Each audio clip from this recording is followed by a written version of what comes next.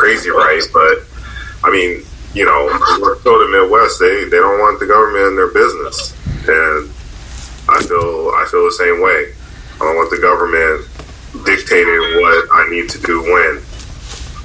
I'm with you right there, Dave, and I know we're getting going right away, but I want to let me start it off and tell everyone to welcome on to the Black Male Conversation, and welcome to Dr. Paul's iTunes podcast, Bridges Live, all that stuff, because we like to have real conversations about real issues, and that's what we do, and that's why we all come together.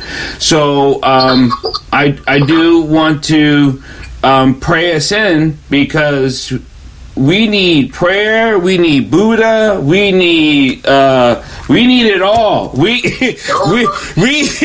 need Hare Krishna. I need tambourines going up. I need people in airport. Because I tell you right now, brothers, and I wrote this after watching the. I cried watching the debate. I was in tears. And the reason why I was in tears is because I kept seeing that this is where our country is at. And that made me so sad. It didn't matter who these people were. And I looked at it like this. I looked at it like a... If our country is the children of these parents, we are now going to run the streets and be, drug addicted just because my parents are crazy and I don't ever want to go home. And that's how I looked at this TV. I was looking at I was an abused child, and that's how I took it upon it, and it was sad to me. It was just sad. So I had to cry. And I did cry, and then I started feeling about where do we go? What do we like? I just had so much more questions and emotions than answers. So I know we're going to talk about a lot of things. You know what, Malik? You're like, I don't know why I see like it seems dim, but I got you. You're good. So I want to hear your take on, and we'll get into it. I want to get into it, but I want to hear you guys' individual take on just where it is. And I don't know what it is, but whatever it is, right? Wesley? Go ahead, Dave. Dave, you go. Because you get Dave. I guess I'll start. As an English teacher, it was very hard to watch. It's very hard to see something that a debate is beautiful, and I'm glad that like you weren't the only one, because I kind of had to shed a tear too. Because when I went back and spoke to some of my students, I said, when you box or when you do martial arts or when you debate, there's no difference. You don't do it to like beat a person down. You do it so that you can. A debate is an intellectual takeover. That's what you want. So you give time and you get time. And when you box, you don't do it to beat a man down. It's a gentlemanly sport. I mean, you go back and forth. I mean, it's pugilism. And the same as when you do martial arts or fencing or anything like that. And so when I liken the debate to boxing, here are two people just beating each other down for blood. That's very sad, because if that's the state of affairs that we're in right now, where we cannot have gentlemanly discussion and give time and get time and try to like mentally win the discussion without beating somebody up, that's a very sad state of affairs. Yeah. D, you're up. I mean, I'm just from hearing you guys talk, and I'm just kind of in a state of, how can I say, pain, emergency, a moment of silence, just kind of taking all this stuff in of what's going on, and of course the debate and all that other good stuff. But it's crazy. I know you guys, know about, having your boogie bag, in your trucks or, at home. Literally, these are the journals I have and books that I have in a bag that I have for myself. You understand me? That I just kind of just keep reading and keep reading, trying to find, the answers of how I can pull myself up, pull my family up, pull my students and my coworkers up, and everybody else who's kind of around me. That's just where I am right now. It's one of those things where we already see what the issue is. We see what the problems are. Now I'm just trying to figure out in my best way possible to find a solution. And it's one of those things where all of us have been in athletics or martial arts or some kind of boxing or wrestling or something. And how can I say? It's just one of those, for me, it's like one of those, man, dust your shoulders off and let's go. Get up. Let's go.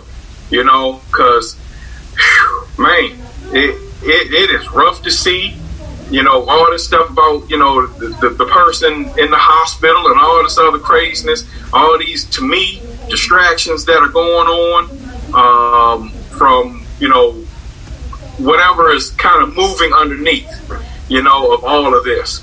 I hope that everybody understand where I'm coming from. Hey, we hear you, because I think all of us are, we're lost for words, and I think you're saying it. You read those books, and I do have a go bag. And read books. I'm reading the Quran. I'm reading the Torah. I'm reading the Bible. The Watchtower. The Watchtower. The Watchtower, right? And I don't know about you guys, man, but I'm going for my daily walks and getting on my bike and all that other kind of stuff. And I'm a very spiritual person, and I'm just waiting for something to talk to me, or something to be said like, no, go this way, or, that's all. Because right now, we're not getting what we need from either one of these guys. Of course, the media is shoveling us a whole bunch of crap, I think, and I don't know, it's just on us. More groups like this, seeing you guys in here, and just even Dr. Dyer putting this together, means a whole lot. Just to have somewhere where we can converse and talk to like-minded, gentlemen, and kind of pick your brains on some of the things that you guys might be doing. Malik, what do you got? Where are you? So here's what I'm going to say. This is all by design. Everything that we're feeling, everything that we're going through is by design. If you haven't checked this out, HBO has a documentary called Agent of Change. Yes. Right? I don't know if you guys have seen it, but it basically talks, right? Basically breaks down how Russia interfered in the 2016 election, but it hasn't stopped, right? And one of the things that they want to do is basically make us feel the way we're feeling right now, right? Donald Trump, whether by design, whether he knows it or not, right, is aiding and helping them, right? So he's a chaotic president. Yes. Everything he does is chaotic. The one thing that frustrates me is when I hear people say the debate, it was both sides. Like, it was both candidates. And it really wasn't. It was Donald Trump, and he's doing what he does, right? He's bringing that reality show mentality to our government, right? He's a divisive individual, so everything he does is divisive. From the first time he came down that escalator, it's divisive.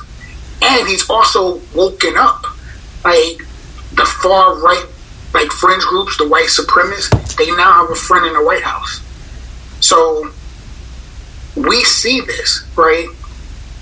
And everything is focused on Donald Trump.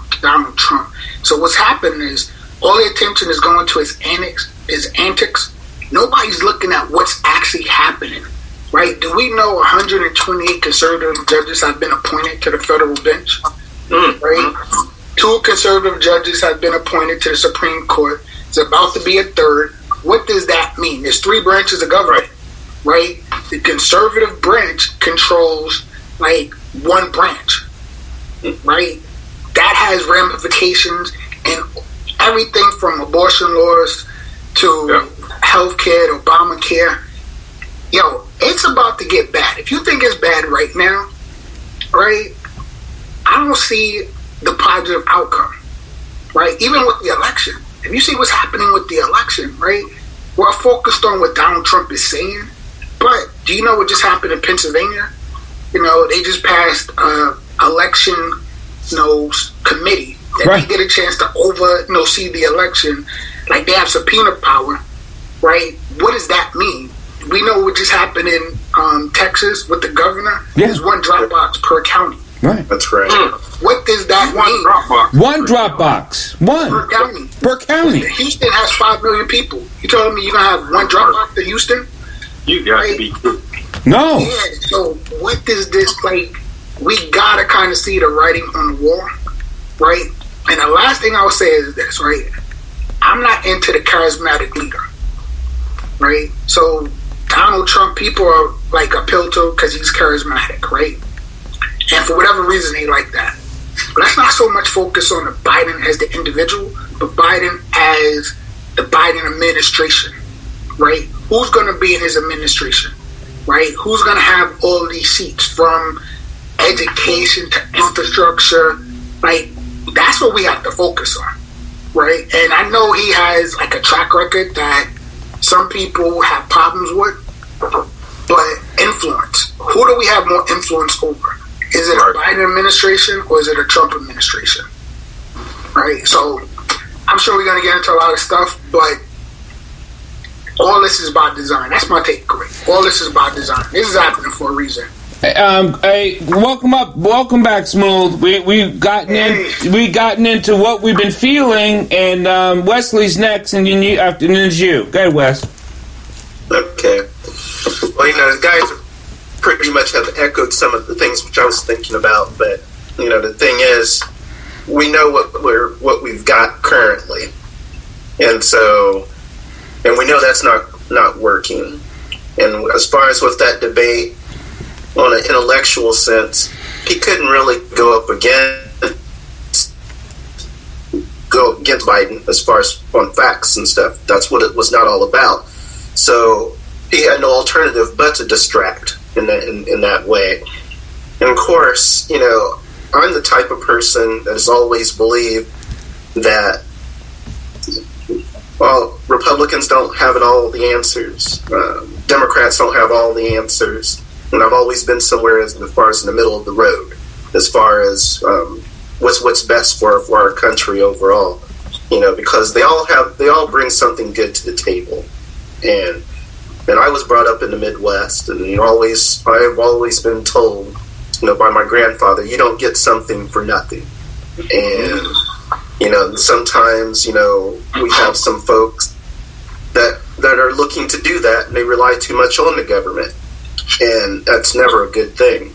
Yeah. We have to. We're all adults here, and we have to take care of our families, get out there and do the jobs just like everyone else and everything. And so. But yes, but currently what we have right now is definitely not working. As far as our influences for overseas, we're definitely in the toilet. We're the laughing stock of the world.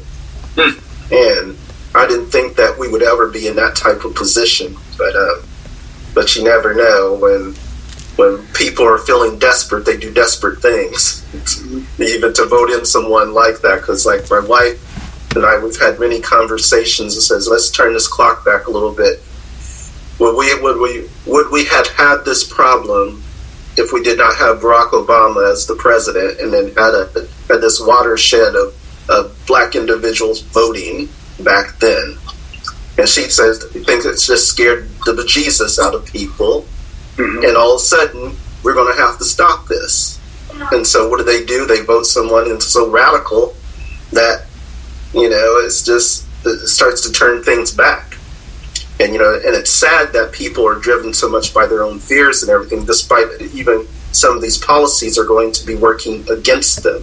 And but that's not who we are. And that's the sad thing, because we have the next generation that we have to be concerned about. And here we are, we're letting someone like 45 in here, turn this country upside down because people are scared, and we just can't let that happen. So that's where I'm at right now. Smooth. Good afternoon, gentlemen. I hope all is well. Always a pleasure to be on here. Well, again, I'm going to make it really quick and to the point. I think everyone, from what I've heard, have made excellent points. And just talking about the debate, I would have to disagree with Malik. We had this conversation a day or two ago. Outside looking in, the debate was a debacle. Because there's an old saying, when you see two fools arguing, you can't tell which one is a fool. Again, when you get into something with a guy like Donald Trump, he'll make you look bad. His entire deal, as Malik said, has been division. Divide and conquer. And I believe Wes made a great point, and I've felt this the entire time. Ever since Barack Obama was the president, I feel the good old boys in network felt we just had a black president. How dare us have a white female woman president? So we have to go as far from that as possible. So I think that put everything in a downside because of the drunkenness over power. And our nation has been built on that. Everyone wanting to be in that lead role, not giving up anything. And again, 45 wants to divide and conquer. And again, he's been really good at it thus far, and fear is big with this. Mm-hmm. I'm an optimist. I really believe our country is starting to see what is going on here. And all the people, and a good amount of people who supported him the first go round, see that this guy will turn on us just like he's turned on everyone else. This is my honest opinion, not knowing all the details on politics. And I give a lot of credit to my good friend Malik, and he schools me on some information. I really think this will turn into a blowout at some point, where this guy just gets crushed, meaning 45, and things will turn to a different way. That's my take.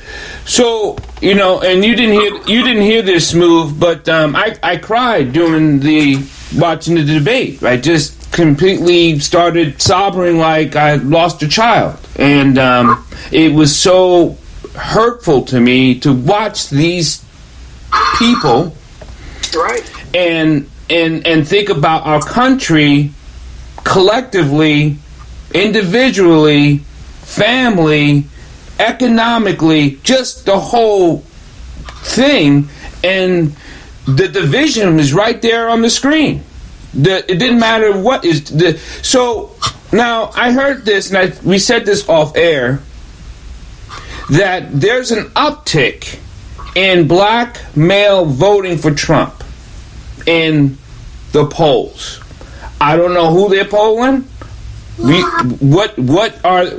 But if there's an uptick, and I did read this also, and I talked to Wesley, that black men are afraid they vote for immigration, and Trump's hard on immigration, right? We have the lowest immigration people coming into the country since he's been president. And black males are concerned about immigrants taking their jobs. I'm like, okay, I got to ask my brothers on Saturday this damn question, because are you guys afraid of immigrants taking your jobs? Raise your hand if you are. And I want to ask You know what's crazy about that, though? So, the jobs that immigrants will do when they come over, I don't know the black man that will want that job. I don't know if that sounds funny or not. Right, but, yeah. That's another farce. And I feel like we fall for that. And let me just say this, right? There are black people that will support Trump. But also, during slavery, there was black people that supported the slave master. Right. And fought for the slave master's right. So that doesn't surprise me. Right? But I think it's deeper. Right? It's deeper than Trump. It's deeper than, the charismatic leader, than an individual person. There's, years and years of work that's gone into like these parties, and both parties have like a way of thinking, right? And that's what they're fighting for, that power, that way of thinking. Like Trump filling 128 federal like judgeships didn't happen overnight. No, that was planned, right? If you guys, I don't know if you heard of like the Federalist Society, right? They've been grooming judges, right? Conservative judges, for an opportunity just like this, right? And it goes back to like Roe v. Wade when they lost that, the Warren Supreme Court. So there's history there, and I think we have to be students of history because history repeats itself. Yeah. Right? The Southern strategy, they're doing that now. Like all of this stuff repeats itself. So I think us as a community, we just got to be more aware of what's happening. But you know, Obama left a lot of those seats open. He was blocked. Mitch McConnell blocked him. So I mean, that's another force, right? Yeah, I think. Yeah. Listen, it happened when he tried to fill like the Supreme Court position. He got blocked. So a lot of those federal positions got blocked, and they were waiting. They didn't know whether a Republican, presidential candidate was going to win or not, but they were waiting for that opportunity. So the opportunity, and they definitely have taken advantage of it. Yeah. But one of the other things that where black men might be more concerned things, it's not so much, Malik, that they'd be afraid about their taking their jobs, but when these immigrants get here, they come here with the expectation that they're getting nothing from the government. Yeah. So once they get their foot in the door, if they're cleaning our buildings, if they are doing construction work, they start to go ahead and work together. And then they start to build businesses together. And then they start to come up together. And then they also, as a result of that, they kind of also lock us out of their businesses because we weren't there for them when they came here. Right. And so that's another thing where they probably and the black thing is, it's all. The black community never did it. You were saying something, Doc? Yeah, we never did that for each other. No. We never supported us. We never said, "Hey, you got a business. Can you train my son? Can we build the business together?" And I was talking about this with my wife too, and I said, I talked to this landscaper person. I was like, landscaping machines are expensive. And I asked him, I said, "Oh man, you do this whole neighborhood?" He goes, "Yeah." I said, "These are all your machines?" He says, "No, this is another friend of mine's company's machines, and we alternate days of using the same machines that they all pay for." And I'm like, that is awesome. That's brilliant. You know what I mean? So it's like the black community be like, "Nah, nigga, you can't use my machine." You know what I mean? It's like, whoa, okay, I guess I have to try to save up, and then when I'm trying to save up, maybe something happens to us, like, because those machines are $3-4 grand easily used. And until we learn how to work together, as a unit, man, we're going to keep finding ourselves in situations like this. So what are you guys thinking about, when we talk about, I don't want to talk about the president or Biden as much as I want to talk about policy. What do you guys think of the policy? I know we were talking about, Dave had said that he's more of what you call, I don't like big government. I don't like big government either. Just not into it. I'm not a fan. I'm personally not a fan. I like my guns, and people say, "Well, we need more restrictions on guns." We have a lot of great restrictions on guns now. So I don't know what more you're going to put. But they're like, "Well, we need guns off the street." That has nothing to do with me buying the gun in the store, because the guns out in the street are coming from someplace. So what do you guys think about policy and government? Let me ask you a question about the guns. Yeah. Right? So I'm in Brooklyn, New York. So my thought on guns is a little different. Right. I'm okay with like guns to protect you in your home. Right. Do you need a submachine gun for that? An automatic rifle? You don't need one. So to answer your question, no, you don't need one. But yeah. Is there a but? So I mean, that's my thing. It's like, yo, how come we can't ban assault rifles? Well, I look at things when I talk about governments. So sometimes when I look at things, good, bad, or indifferent, I start with the question: do we want the government to? Okay, and that's where I base a lot of my decisions off of. Whether that's good, bad, I don't know. But so my question is: do you want the government to tell you, like, keep Second Amendment in mind. Do you want the government to tell you the guns you may have? Do you want the government to dictate that for you? I think there has to be guardrails. Yeah. Right? Because what happens is if there's no parameters, then you gotta have like people, like what happens in like schools getting assault rifles and going crazy. Like you see now, like people like the Proud Boys. You see like how they're armed. They're walking the streets with like submachine guns. Like, is that necessary? For the kid who shot the people in Wisconsin. Yeah, Wisconsin. Well, Like AR-47. yeah. Do we need? I'm not saying there's a right answer, or anything, Right. But that's how I approach it. Like, do you want the government to tell you when and where you can have your gun base it off the Second Amendment, or should we change the Second Amendment? Because Malik, what the problem we're going to have with that is, and I agree with Dave, because once it starts, like if they just said, okay, this rifle, right? The AR, the black rifles is what it's called. You cannot have these rifles except for blah, blah, blah. It never stops there.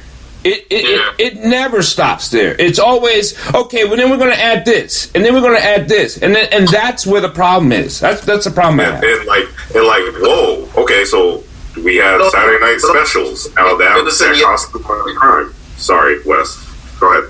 No, Dave, you're all right. I mean, on the flip side, it goes the other way. I mean, because the thing is, when you have these cop killer bullets out there, you know, where you can shoot through bullet vests. I mean, why does someone like a normal citizen need that type of ammunition? You know, to be on the street. Some are just made for the military. We don't need to have it. You know. Yeah, I think that's where I fall at. Do we need military style equipment, like in a residential area? Like, I get it. If you live in a rural area, Right. and you call a cop and they may not come for like a half an hour, you need to defend yourself, your persons, and your property. I get that. I'm not taking that away from anybody. But do you need a grenade launcher? You know, like, what do we do? What's the cap? Right? Like, listen, you've seen people, and you know, they went to the extreme. Yes. I think we need to do extreme stuff. Well, as you said, Malik, I think location is the key. Because again, living in New York for a great part of my life, understanding how guns get on the street, and then you have certain people who can go bananas, it just scares the living daylights out of you.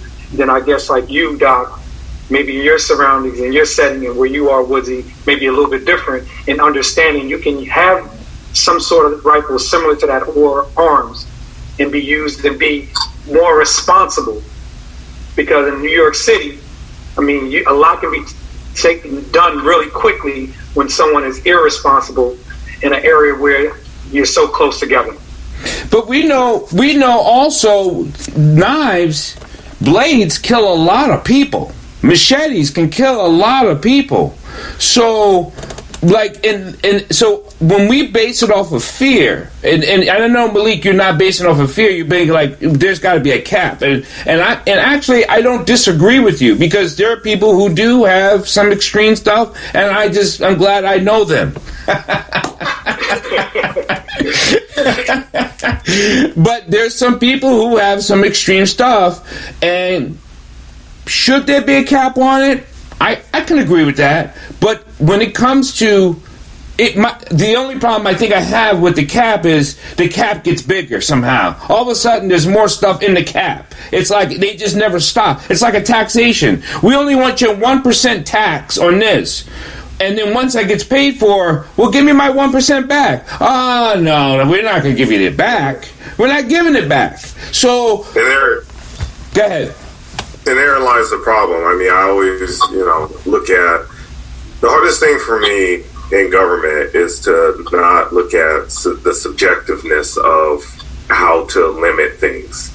And that's the real, like, how do you objectively limit something? In this case, it's guns. So how you say, like, words like need, like, do we need it? Like, once in a while, I mean, once we start doing that, like Doc said, it gets bigger and bigger and bigger. And then that need definition takes on a different lingo, and it's like, and then next thing you know, guns are banned. Well, what about Second Amendment? So it's really hard in government to try to find objective ways to limit things. That's just coming from my experience.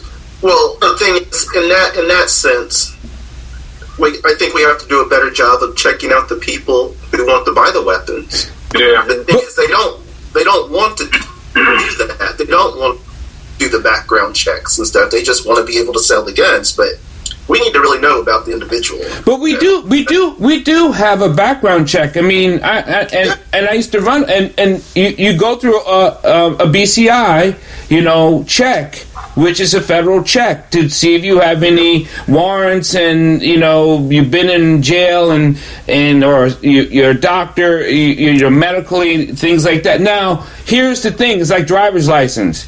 Things can change after you get the gun, or after you drive the car. Like, there's some people, I believe, after a certain age in driving, you should go back and get rechecked. You know what I mean? There's people who got driver's license forever, and they're not the same as they were when they were 18. So, and it happens that way with guns too. Like, it was like you were healthy when you were 21, but now you're 35 and you've been divorced twice and you've been drinking more, and now, you're in a dark basement playing video games. Now, we lost them. We don't know what lifestyle you lived that changed your mindset. Now you have the gun in the closet and everything's changed. So I think that's where it gets all wonky. But then again, that kind of goes back to community, though. I think, because we should know our neighbors, know our people, and know people. So when they are starting to go sideways, we're like, that nigga's got like 80 guns in his house. And he don't look all that healthy. I think the word responsibility is important also. Yeah. And oftentimes when things go haywire, there's a lack of responsibility. And like you just touched on, Doc, there should be a checkpoint after the initial to make sure someone is responsible enough to own or be in a position to have a firearm or whatever the case may be. Right. You know what, though? Guns is one thing. I also think, like, the Republicans have, and actually the country, like, capitalist society has a free market, like, theory. Right. And I think that's hurtful as well. If you kind of trace back to all the issues that we're having right now, right, it goes back to, like, the free market, like, economy, right? And that's basically where big business is supposed to make as much money as possible for their shareholders. Mm-hmm. So they used to have manufacturing jobs, in all of these rural places, like middle America, but they got rid of those jobs, shipped it overseas because they can make more money, right? Well, that doesn't help, like, that local economy. That helps that shareholder, right, and that CEO, but doesn't help the local economy, right? And Republicans fight for that. So now I'm glad you brought it up, Malik, because people are definitely afraid of certain words. Socialism, anti this, not. So how can let anyone explain what a socialist really is, because if you ever hear conservative radio talk, they're like, you're voting against socialism, not for Trump. Right? That's the difference. You're voting for God, not for Trump. You're voting to keep your rights, not for Trump. So they're never saying vote for Trump. They're saying vote for these things. If you believe in your rights, your how to make money, right, the capitalist society, then this is why you would vote for this particular people. But if you vote for the left, you're going to be a socialist society, and you're not going to have any say. And they're going to take all your money. That's what they're saying. Yeah, and I think that's been pulled, right? You got to remember, all of this stuff has gone through, like, vetting. Yes. So they've had focus groups and gotten them together and said, okay, what word should we say? Mm-hmm. Right. What's the key word to get people riled up? Like, Donald Trump and his allies figured out it was immigration, because people, like my grandfather's generation, probably did better because they were manufactured jobs. They were jobs where somebody can work and they can hold down a family, have what they say is the American dream: house, car, provide for their family, send their kids to school, and then next generation will have a job. Well, because we have a free market society, those jobs got shipped overseas where the labor is cheaper. Mm-hmm. Who do you blame? Well, you gotta blame who? Okay, listen, I'll say the boogeyman. The boogeyman is the Mexicans that are coming over and probably doing my lawn. Those are not the jobs we're talking about. Right. Right? But somebody sat back in a research firm and said, listen, how can we take the blame off of the real issues? And they came up with all these buzzwords that Republicans are actually using now. And we sit back in society, we fall for it. Right? So it's always the other. Whether it's black, whether it's Mexican, whether it's Muslims, it's other. Right? Don't look at the corporations. Right? Look, Apple is a multi-billion-dollar organization. Guess where the iPhone is built? Right. In China. Now you're telling me, right? Actually, I'm saying billion. I think they're talking about it may be the first trillion. Exactly. So you telling me they can't cut some of those costs? And I got Apple shares, so let me just say that I got Apple shares. and they've been going down, so I know what you mean. So yeah. Right.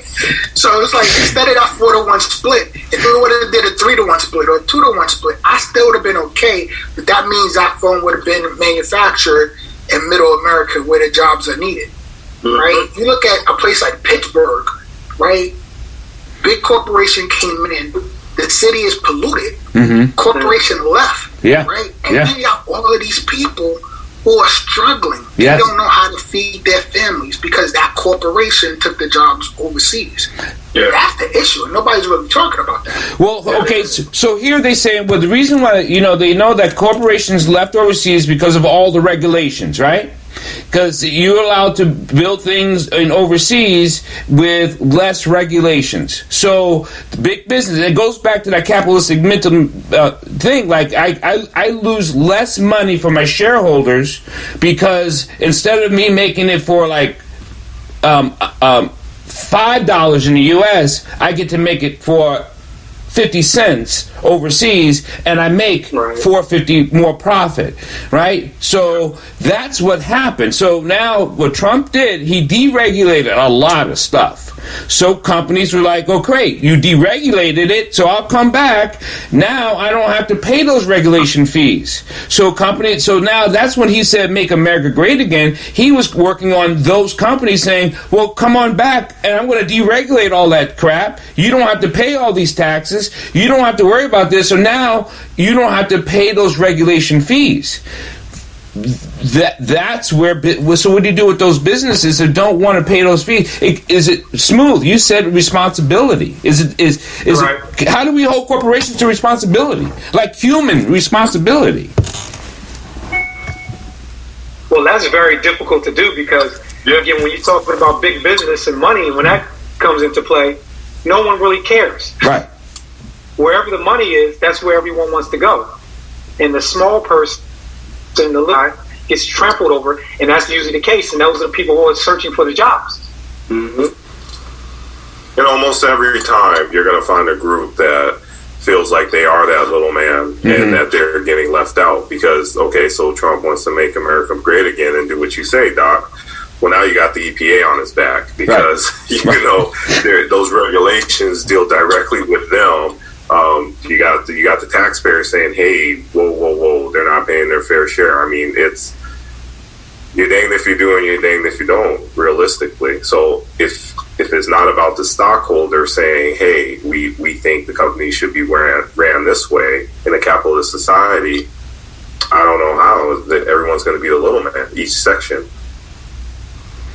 But you know what that means? That means the planet is the little man as well. Right. The planet is suffering. Right. Listen, climate control is real. Climate change is real. But if I'm a corporation, then if I have to be a responsible, to wherever I am, right? That means I make less profits. My shareholders make less profits, right? The CEO is not gonna stay in that job for long if the company's not growing. It's sort of like a plate. The plate comes in, you eat up as much as you can, right? Forget everything else, and then when it leaves, right? What do you have left? Michigan. I mean, that's where we're at. I mean, it's sick, but you're perfectly correct, Malik. Like, seriously, you come in and then you're like, well, where's the responsibility with the company? Well, my 500 stockholders that want that split. So is this where I have a question for? It's been a bee in my bonnet, and let's get to a number collectively. How many, and Dee being the teacher, and you too, Dave, how many underprivileged, we're talking poor, impoverished, no Wi-Fi, single mother, think about that picture in your head. How many 10th to 12th grade kids are there in America who are in that deprived situation? How many kids in America? Millions. Give me a number. We need to come to a number because I have 20 million in my head. I mean, I was probably around there 30, 40, who are just getting by, to the ones who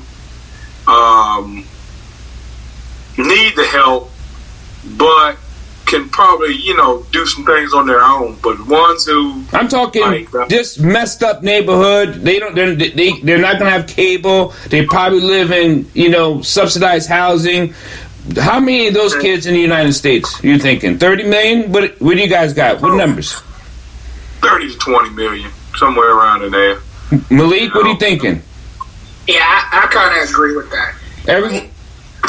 You know what I'm thinking also? I kind of want to put this to Woody. Right? He's our politician on the board. What's government's responsibility? Are they responsible for providing Wi-Fi No. in poor and enfranchised neighborhoods? No. I don't know. And depending on the level of government is what they're responsible for. Like city government is responsible for some of the roads, the traffic, the police, the fire, things like that, the necessary services. But oftentimes we get pushed in another direction, beautification, things like that. No, it's not the government's responsibility to provide, but therein lies the rub, because if you are to provide FAPE, so free, adequate public, education, if you are to provide FAPE, we have to redefine what that means. Right. And FAPE is mostly used for special education, but if you have a textbook as a tool, and in the current situation we are now with COVID, if that tool becomes internet, the question then becomes, does the government education have to provide the tool to the student? So to answer your first question, Doctor, I agree, 20, 30 million. Okay, right? so if we have 30 million, and we're going to use that number because we don't know, from 10th grade to 12th grade, And we know that in this 30 million, majority of them are black and brown kids, Spanish kids, all you name it, right? That's who we're thinking of. How many seniors out of the 30 million do we split up in thirds? So do we say 11 million? Seniors is in what? Like senior, like 12th graders, like the 16, 17, 18-year-olds. Because we have 10th grade, 11th grade, 12th grade, so we're talking about 17, 18, 19-year-olds. So we have 11 million? Yes. Okay, if we just split up in 11 million. Now, we know that those 11 million kids, if they were in school, we're talking about they most likely are getting detention, they're in somebody's office, they're accountable by something, someone has eyes on them, or they know where they should be and where they're not, right? Yeah. Well, yes. we have just now lost 11. Now, out of those 11 million, how many males? Let's just split it down the middle, right? Right. 9 million males or 8 million males? Or whatever, well, right? Mm-hmm. What do we? I know exactly where you're going with this. What do we do? What do we do with 8 million black, brown kids who are uneducated, who we know that they're either going to get shot, in jail, doing something wrong? They're gonna come after you, right? In your money clip. So what do we do with these 9 million black, brown children? Do we kill them now? Do we just march them off a cliff? I'm gonna say something that might cause debate. So here we go. That hasn't changed. No. What has changed? I mean, what have we done with 8 million from the past decade? What have we done with 8 million from the? I mean, the reason why it's in front now is because we're better at statistics and it's televised. Yeah. But okay. It's been happening forever, and I'm not going to say we overcame it, but it's been happening for a very long time, and some have got on in later years and went back and became that mentor or whatever, and some have gone by the wayside. Unfortunately, some have fell through the cracks, and some have totally succeeded. Yeah. Now, you know what happens though? What? So they look at the statistics in the 8th grade and see how many people are in special ed, so they know how many prisons to build for that generation. And they track it. And they track it. Because there needs to be an underclass in this society to make the engine run. You got to build ponds. You building ponds in some areas, or a lot of areas, and with me being in the education, man, and I'm sorry, Lee, but I mean, I totally agree with you. This is all by design. Right. You understand? And this is one of those things where let the system work for them or for whomever is kind of controlling all of this. With what you were saying, Dr. Dyer, we are eventually releasing these kids, who are to be adults out in the public, and basically we are telling them, hey, just hold on. Yeah. Just go with what we gave you, and hopefully you'll be okay. You see what I'm saying? You're no longer our issue. So it's up to guys like ourselves, right, try to get back into these communities, man. I tell people all the time, and I work with several brothers just like us who are in education, who, I mean, we're doing all we can, man. Sometimes I feel, and a lot of times I feel like I want to do more, but reaching our hand back to the communities and trying to go get as many as we possibly can and trying to educate them. But, as you guys may see, you go to Instagram or you go to, some of these other things. Man, you got so many distractions going on for our people, especially our black males, whether it's, throwing some boobies up on the screen or you got to get these Jordans in every other color, as soon as they come out and so forth. It's a lot, man. It's a lot to deal with. Again, I love what I do. I love my babies. But, man, and there's a lot of times we reach that hand back, and when I say they smack that bad boy and we'll let you know, man, I don't need it. No, I'm good. No, we're trying to tell you you're not good. We're not good. We're not good. You see what I'm saying? We're not good. I think about my daughters. I have an 8 and a 10-year-old, and I think about them. When it's their time to start dating and possibly getting with somebody or something, who's going to be there? Who? And I'm teaching them already. Like, certain folks, I'm not trying to teach them how to judge anything, but certain folks, nah, you're not going to bring in this house. Nope. Yes, you are. Yes, you are. You teach them how to judge. Yes, you are. I'm teaching them how to judge. Yes, well, check it out, fellas. We are the X factor, and I love what you just said there. Our job is to beat the system. Our job is to change things. Right. I know it gets difficult. Yeah. That's why we have this group. That's why this group is good. That's why we get on here and discuss things, and we put information out where we can discuss it, and then we reach back and let these young cats know this is what you're going up against. Granted, we're going to lose some. We're not going to save everybody. Right. That's just part of how it works. However, there are some that we think we may not be saving, and they take a seat and say, you know what? I remember what Chris said. I remember what Doc said. I remember what Malik said, and they can make that change. We may not see it all the time, but we're doing our job, but we have to be consistent. It gets difficult. That's why when we come together, we can vent, show each other love, and say, hang in there, Doc. You're doing a good job. Malik, hang in there. Again, I love when I come on here, when I hear some things I have no idea about, some of the numbers and some of the things. But again, maybe I'm crazy. I go against it. There you go. We can beat it. No. I think we can beat the system. I really believe that. That's why I love what we do and when we come together, because there's that hope. There's that chance that when we beat it, and you look back at it and say, you know what? They persevered. They rocked out. We helped this young man. We helped that young lady. And that's part of how this process works, how you beat it. Absolutely.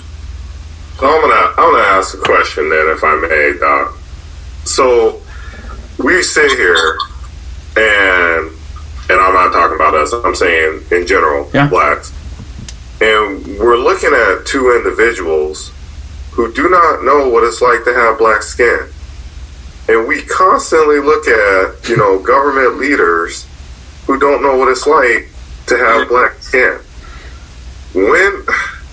I just think part of the overcoming is making sure we have people who know what it's like, who have been around, who have lived these same experiences that we have lived. Okay, so I just have a problem because when I look at government, I see a lot of blacks there, but I don't see enough of it, and especially the ones that really want to emphasize what our views are. So here's the problem we have as blacks. Baltimore is the most fucked up city I've ever had the pleasure and to be living in, near, and going to. It is, I've lived in a lot of places. New York kid. Baltimore burns blacks. It's a black killer. It's nothing but death in Baltimore. Baltimore's been ran by the Democratic Party. Black this, black that, black this. They haven't done nothing.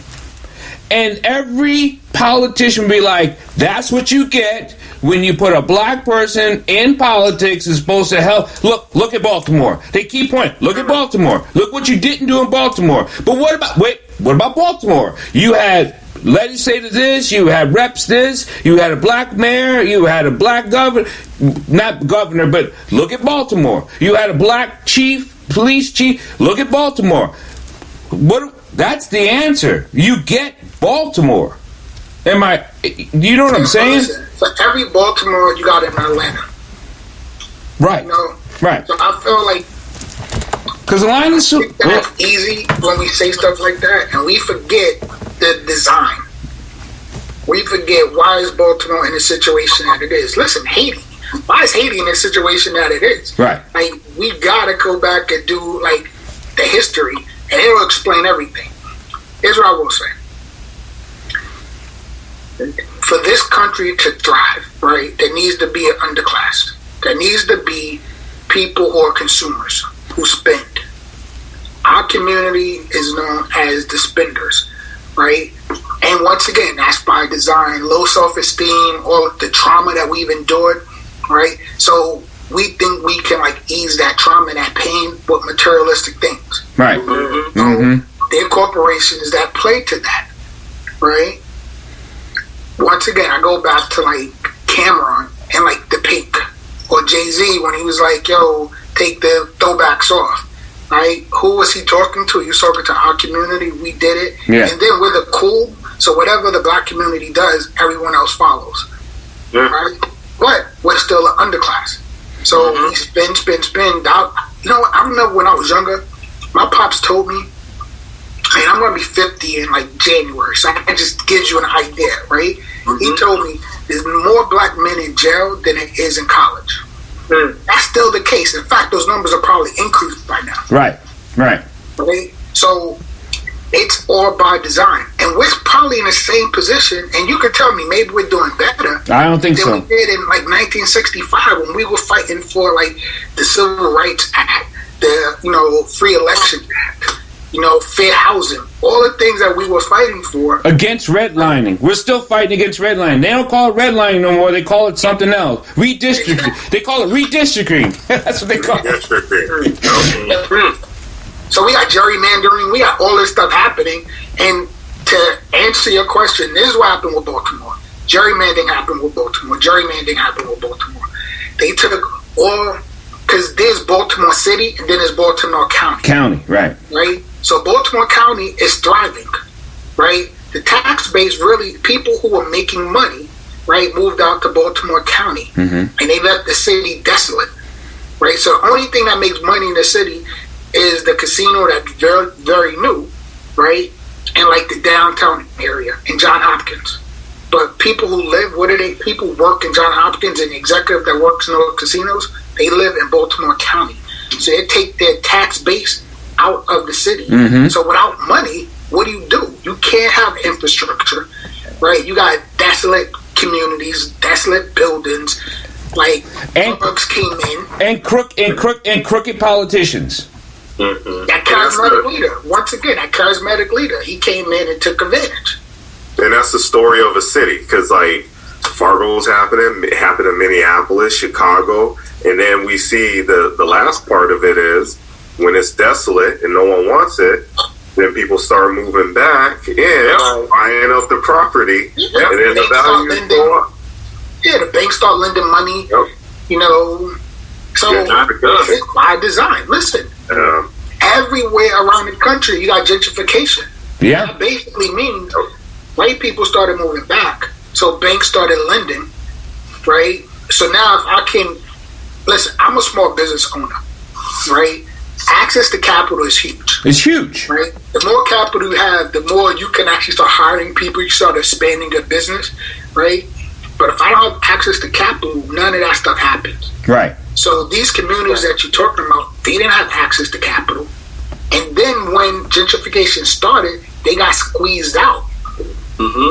So they didn't even take advantage of all the stuff that they held on to. Well, if we want to talk about capital, we know, I don't know if you know, but Trump is laying out a black plan for blacks. It's called the Platinum Plan. Have you guys heard about it? Yeah. Right? Yeah. Yep. See? Why they gotta be platinum? Right. That on purpose? It is exactly. The first thing I said, I was like, oh boy, here we go.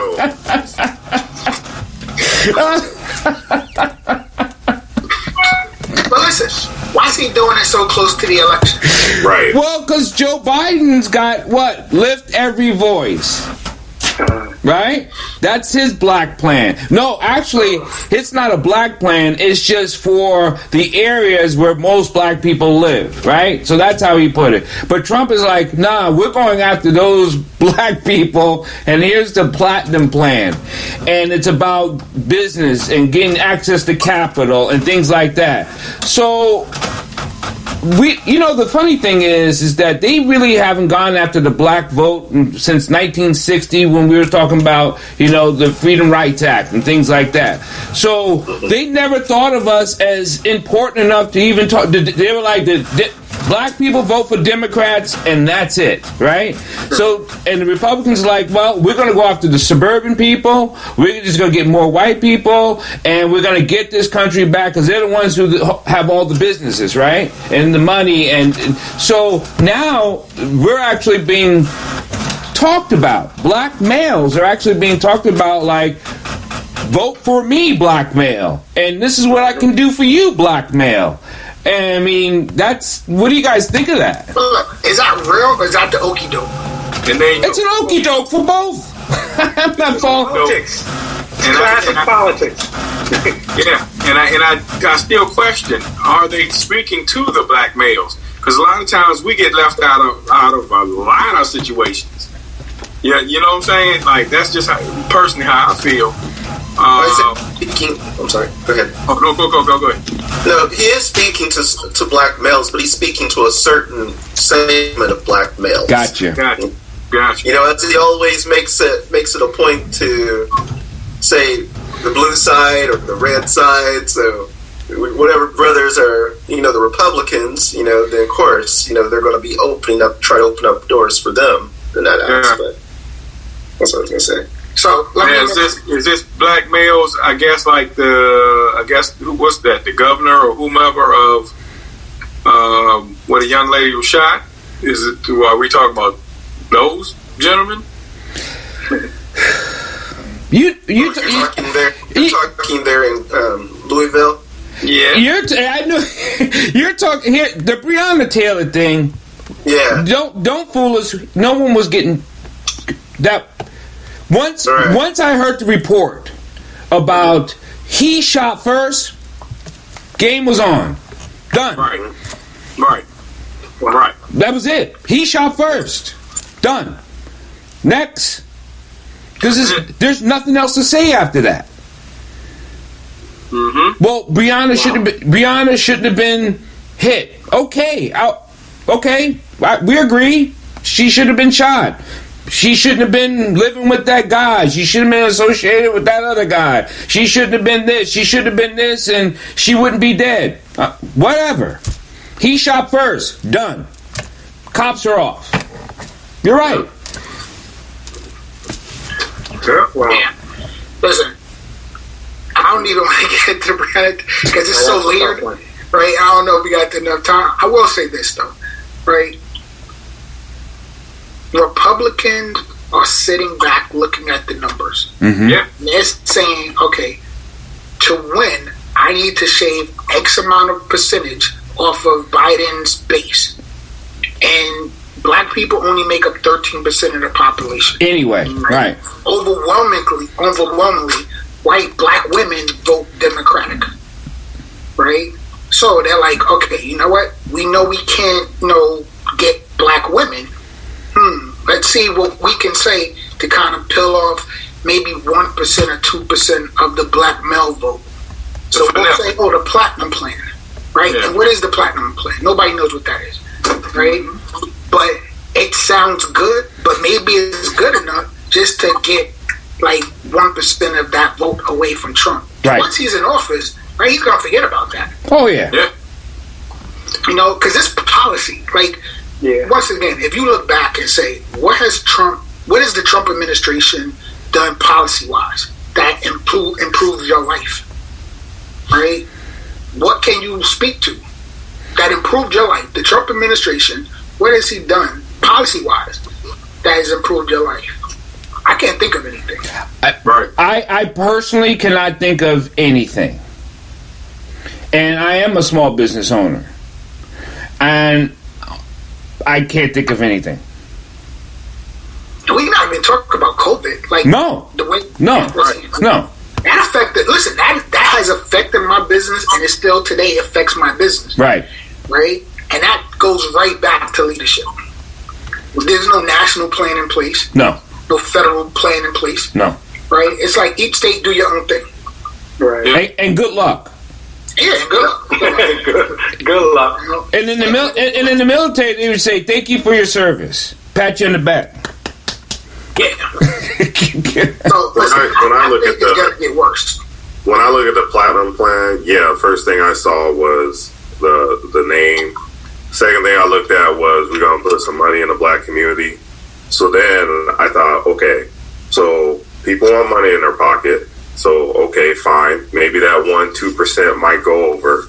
But then Malik says the black male is a consumer, and he's correct. He's correct. So then you're gonna turn around and pump that economy.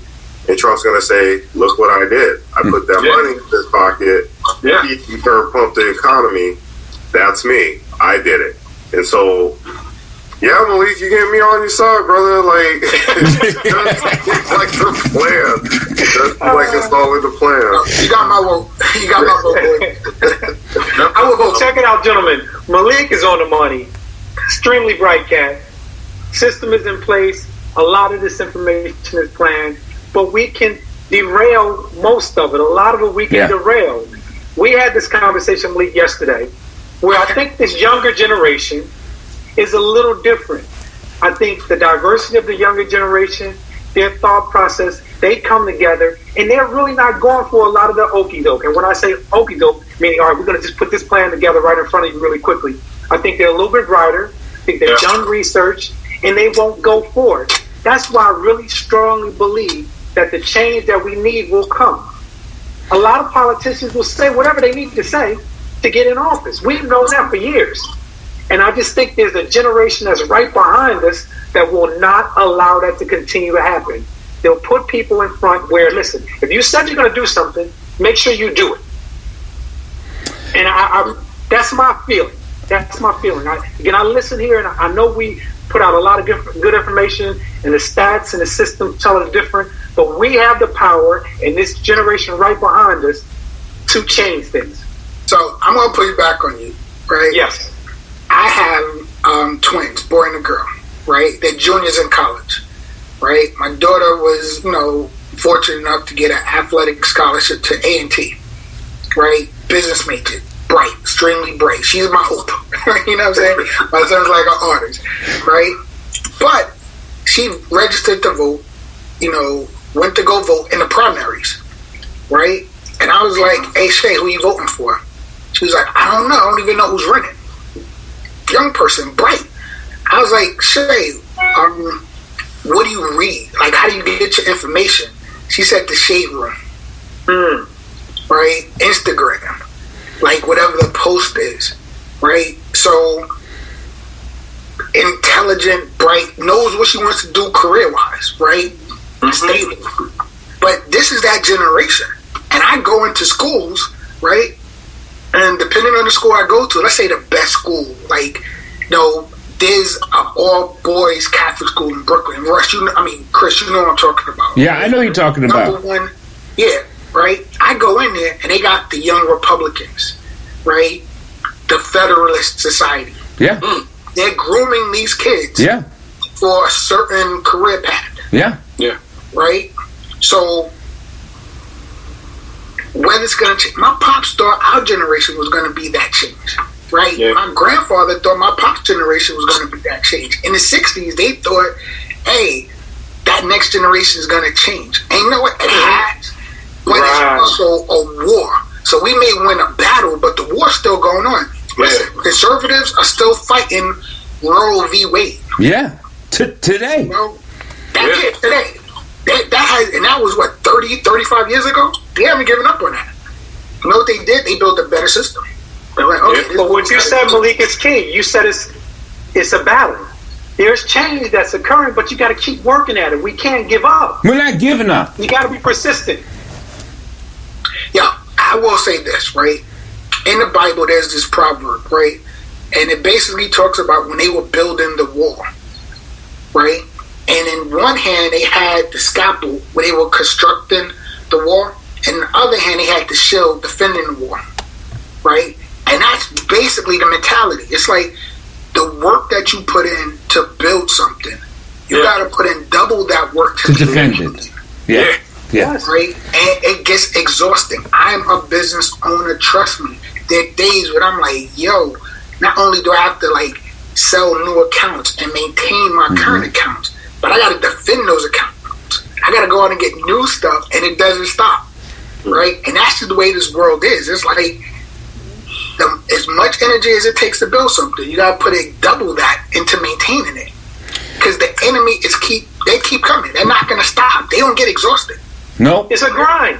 It's a grind. And I'm glad that we're here. And we are going to cut this short. Not short. We've been on for an hour. I love you, brothers, so dearly, because you guys do give me hope, and I agree with D so heartily. Man, I tell you, you know, when we come together and when people listen to it, I hope it uplifts them to let them know that we too will keep on. Right? We're thinking. We're reading, we're smart, and they're not going to pull the old okey doke on us. And they can say all the numbers they want to say about whatever uptick and this tick, but we're still reaching back and grabbing our kids and coming forward. So, until next time, love you, brothers. All right, but thanks again, fellas. Thanks again, man. I always look forward to this. Yeah. Native of all love, Malik. Fight the glove. There you go. NativeOf.com. Make sure y'all support that. What is it called? NativeOf.com. Okay. I was looking at that. I'm gonna have to give me some stuff. Yeah. Black owned business. There it is, brother. I need my 10% cut, Malik. My 10% advertisement. All right. Be safe. Peace. Cool, fellas. All love. Appreciate it. Have a go.